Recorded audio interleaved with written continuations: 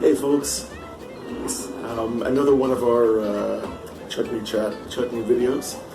This is going to be another common chutney, but again, a chutney that you wouldn't normally find homemade. This would be common to find coming out of a jar, but not often made from scratch. Okay, it is the tamarind chutney that you would often find served with samosas, for example. So let's take a look at our ingredients. Okay? So these are the well-soaked tamarind seed pods. If you only can find a paste, get the paste. Okay? We're going to use about 2 or 3 tablespoons of the paste equivalent, or about half a cup of what we're making here. About an inch of ginger. Some more of the asaofetida or hing. And you can use brown sugar, you can use different kinds of sugar. We have the real stuff here, so we're going to use it. This is called jaggery or gur, okay? Where molasses is the wet version, and brown sugar is actually white refined sugar with some molasses added to it. This is the original sugar juice that's been hardened and crystallized. This is so raw that they say about 5 to 10% of this is plant matter. Gives it a real depth of flavor, a lot of interesting smoky tones. And again, we have our cumin. We're going to be using cumin seeds, but don't be ashamed to just throw in the cumin powder if that's where you're at. And again, some nice salt.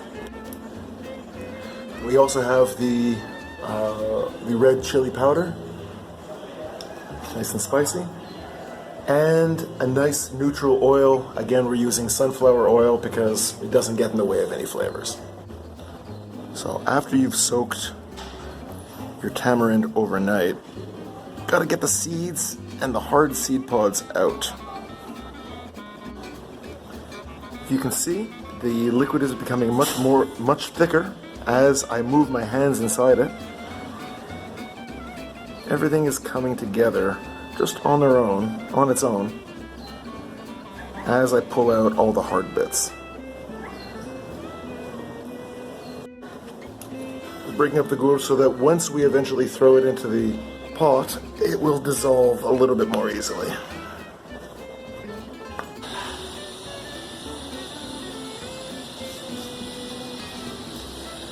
Okay, we're going to heat up a little bit of oil. And we're going to throw in the cumin first. And the hing. Let's get a little bit of this ginger right into the oil. The red chili powder as well, about half a teaspoon.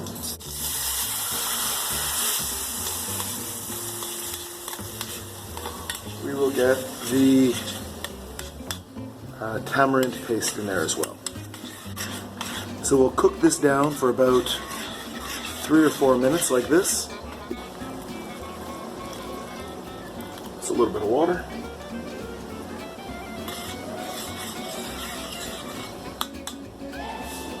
Now we will put in the jaggery, gur.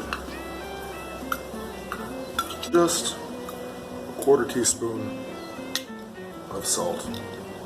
You can always add more salt later, but it's not so easy to take it out. If I had squeezed the tamarind paste through muslin cloth, or if I had bought pre-made paste, then there wouldn't be any soaked up pieces of fruit like this. However, we have them, and I think that will make our chutney all the better. So let's just cook it down a little bit more, make it a little bit more thick, and then we'll just let it sit. We'll let it sit and it will be done. We've cooked it down. I let it boil vigorously for a bit, and this is what it turned into, a nice, thick, not quite so thick as ketchup, but nice and thick anyways, okay? Again, you can put that in the fridge. It'll be good for about 2 weeks at least.